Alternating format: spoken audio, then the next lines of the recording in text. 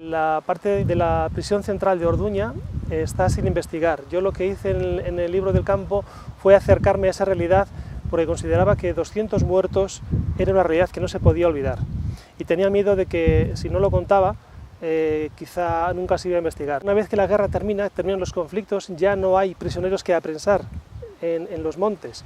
Entonces lo que Franco hace es ir cerrándolos poco a poco. Cierra casi todos, este es uno de los que cierra en octubre del 39, pero luego se encuentra con que hay personas que por su pasado pues tienen que purgar tienen que expiar una culpa, ¿no? Que entonces los juzgan y por razones políticas en su mayoría y los trasladan a Orduña.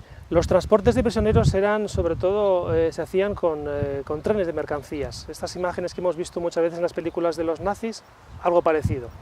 Los metían en trenes ganaderos, nada de los habituales que tenemos ahora con asientos y calefacción y ventanas, todo lo contrario, eran espacios cerrados, donde no tenían nada de comer, nada de beber, no había servicios, no había asientos, no había nada. Los metían como si fueran ganado, los traían durante varios días si hacía falta y bueno, pues luego los descargaban aquí, ¿no? Pero ya hablamos de un perfil diferente, hablamos de personas bastante más mayores, en torno a 50 años de media, por ejemplo, que habían sido juzgadas por razones políticas, aunque realmente en los procesos no era tan evidente, ¿no? Buscaban cualquier excusa para encausar a alguien y darle una pena de prisión.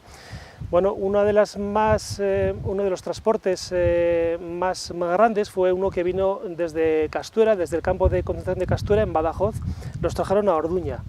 Eran gente muy mayor, como te digo, que no había participado en la guerra en su gran mayoría, y que tuvieron que aguantar aquí durante meses, ¿no? Muchos de ellos murieron, porque estaban muy lejos de la familia y porque las condiciones de la prisión central eran exactamente las mismas que las de la prisión, con la diferencia de que eran muy mayores y eran de fuera. No tenían el apoyo de las familias, con inviernos muy duros, como os digo, con poca ropa, con poca alimentación. Pues la consecuencia fue un desastre. Más de 200 muertos, la mayoría de ellos de hambre. Esos fallecidos que morían en la prisión y en el campo fueron trasladados al cementerio municipal. Oficialmente, al menos así aparecen los registros. Hace apenas 3 años, en una zona en la que suponíamos que estaban enterrados, excavamos en uno de los pasillos, vino Paco Echeverría de Aranzadi con su equipo y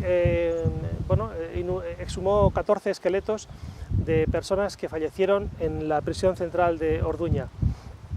2 días después de eso, casualmente vino un señor de Badajoz con su familia, porque él había perdido a su padre y a su tío en Orduña. Él, cuando era un niño, con 6 años, vinieron los franquistas a buscarle a su casa, a buscar a su padre y a su tío, pero no estaban, ya se olían algo y se habían escapado. Estaba su madre, que era comunista. Como no encontraron a su padre y a su tío, cogieron a su madre, se la llevaron y le mataron en una cuneta, le dieron 2 tiros y le dejaron en una cuneta. El chaval se quedó con 6 años huérfano. Ha pasado toda su vida y viene a Orduña, después de un señor de 80 y tantos años, después de toda la vida, a encontrarse con el lugar maldito que significa Orduña. El lugar donde supuestamente falleció o le dejaron morir a su padre y a su tío, lo mataron de hambre a los dos. Y llegó aquí y vio la tumba abierta por Paco Echeverría y su equipo, todavía sin cerrar, porque como te digo fue al día siguiente, a los 2 días, y el señor lloraba y lo que quería era, pedía que si esos huesos de su familia se encontraran, se llevasen de nuevo a Badajoz, que es de donde nunca tuvieron que haber salido, ¿no? Y venía con mucho miedo todavía, después de toda una vida sufriendo, callando, venía con miedo. Comentaba que en Badajoz todavía existe miedo por airear ese tipo de cosas, por investigar, y agradecía enormemente el esfuerzo que estábamos haciendo para poder cerrar ese ciclo, y lo que esperaba es que antes de que él se muriera pudiéramos sacar esos huesos, identificarlos y devolvérselos a la familia.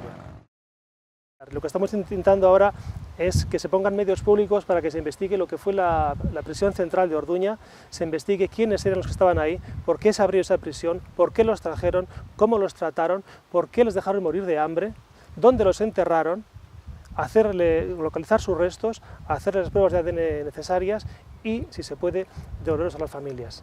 Que se cierre esa parte de la historia, porque Orduña conoce perfectamente lo que ocurrió ahí y, sin embargo, parece que estamos viviendo a espaldas de esa realidad. Yo creo que ya va siendo hora de hacerle frente y de afrontar nuestra historia. No somos culpables de lo que ocurrió, pero tenemos la responsabilidad de aclararlo y de darle a las familias que sufrieron los huesos de sus familiares.